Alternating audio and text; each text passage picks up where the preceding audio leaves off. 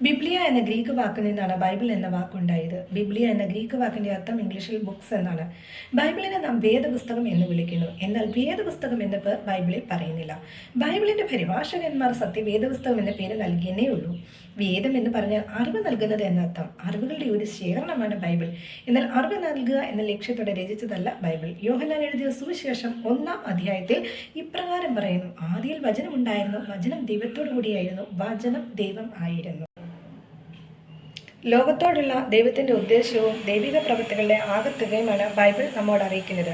വിവിധ എഴുത്തുകാർ വിവിധ ഭാഷകളിൽ വിവിധ സാഹചര്യങ്ങളിൽ നിന്നുകൊണ്ട് ആത്മപ്രണയം എഴുതിയതാണ് വിശുദ്ധ ബൈബിൾ. ദൈവം കാലാകാലങ്ങളിലായി നൽകിയിരിക്കുന്ന അള്ളപ്പാടുകളാണ് ബൈബിൾ. ബൈബിളിൽ എഴുതുവാൻ എഴുത്തുകാർ തിരഞ്ഞെടുക്കപ്പെട്ട സ്ഥലങ്ങൾ വളരെ വ്യത്യസ്തങ്ങളാണ്. സീനായ്, മോവാബ് സമഭൂമികൾ, കൊട്ടാരം, കേബാർ നദീതീരം, ദേവാലയം, ശൂഷൻ രാജധാനി, എരിഹോ, ബെഥേല്, കാരാഗൃഹങ്ങൾ, പത്മസ് ദ്വീപ് എന്നീ സ്ഥലങ്ങൾ ഉൾപ്പെടുന്നു. 66 പുസ്തകങ്ങളായ വിശുദ്ധ പുസ്തകം ഏകദേശം 40 വ്യക്തികളാൽ എഴുതപ്പെട്ടു. 3 ഭൂഖണ്ഡങ്ങളിലുള്ള 12 രാജ്യങ്ങളിലാണ് അവർ ജീവിച്ചിരുന്നത്. വിവിധ സംസ്കാരങ്ങളിലും സാഹചര്യങ്ങളിലും ജനിച്ചവരായിരുന്നു അവർ. എഴുത്തുകാർ മിക്കവരും അന്യോന്യം കാണുക ചെയ്തിട്ടില്ല. ലോകാവസാനം, കർത്താവായ യേശുക്രിസ്തുവിൻ്റെ വീണ്ടും വരവ് തുടങ്ങിയ എല്ലാ വിഷയങ്ങളെയും പറ്റി പ്രതിപാദിക്കുന്ന വിശുദ്ധ ഗ്രന്ഥമാണ് ബൈബിൾ. ലോകത്തിലെ ഏറ്റവും സ്വാധീനമുള്ള പുസ്തകമാണ് ബൈബിൾ. എബ്രായ, ആരാമ്യ, ഗ്രീക്ക് എന്നീ ഭാഷകളിൽ ബൈബിൾ എഴുതപ്പെട്ടു. ഏഷ്യ, യൂറോപ്പ്, ആഫ്രിക്ക തുടങ്ങിയ ഭൂഖണ്ഡങ്ങളിൽ ബൈബിൾ എഴുതി. പഴയ നിയമം എഴുതപ്പെട്ടത് എബ്രായ ഭാഷയിലും പുതിയ നിയമം ഗ്രീക്കിലുമാണ് എഴുതപ്പെട്ടത്.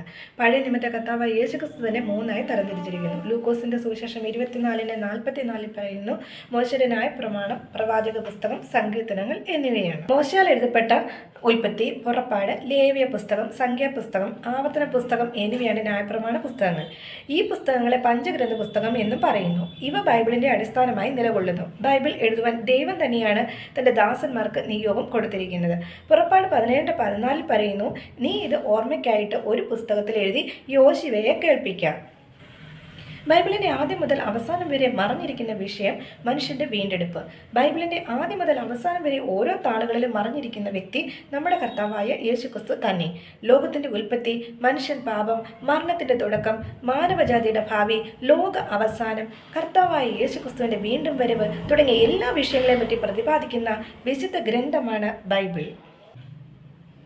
പത്രോസ് എഴുതിയ 2-ാം ലേഖനം 1:20 ഇപ്രകാരം പറയുന്നു: തിരുവെഴുത്തിലെ പ്രവചനമൊന്നും സ്വയമായ വ്യാഖ്യാനത്താൽ ഉളവാകുന്നതല്ല എന്ന് ആദ്യം തന്നെ അറിഞ്ഞുകൊള്ളണം. പ്രവചനം ഒരിക്കലും മനുഷ്യന്റെ ഇഷ്ടത്താൽ വന്നതല്ല, ദൈവകൽപ്പനയാൽ മനുഷ്യർ പരിശുദ്ധാത്മാ നിയോഗം പ്രാപിച്ച് സംസാരിച്ചതത്രേ. ആമേൻ.